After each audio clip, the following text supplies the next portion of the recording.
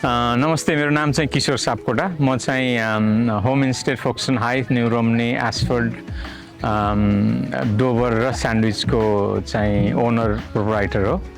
आज यस health and well-being प्रोग्राममा चाहिँ हाम्रो स्टल लिएर आएको थियौँ हामी।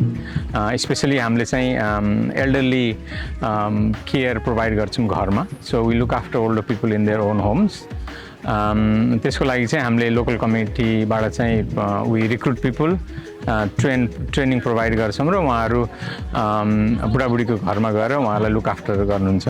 सो त्यसमा चाहिँ विशेष गरी एल्डरली मान्छे भनिसकेपछि अहिले डिमेन्सिया चाहिँ एकदम बढ्दो रूपमा गइरहेछ। त्यसको लागि डिमेन्सियालाई चाहिँ कसरी म्यानेज गर्ने भन्ने बारे आज हामीले सानो सेन्सरी किट पनि लिएर आएको थियौँ यहाँ। त्यसमा चाहिँ यसो डिमेन्सिया भएको मान्छेको चाहिँ डेली बिहेभियर कस्तो हुन्छ, अनि त्यसको लागि चाहिँ हामीले एज अ केयरर कसरी लुक आफ्टर गर्ने, उहाँहरूको माइन्डसेट कसरी वर्क गर्छ भन्ने विषयमा चाहिँ मान्छेलाई त्यो सेन्सरी किट प्रोभाइड गरेर एक्चुअलमा चाहिँ dementia, people living with dementia, how they feel about daily life भन्ने बारेमा सानो अवेरनेस गराएको थियौँ।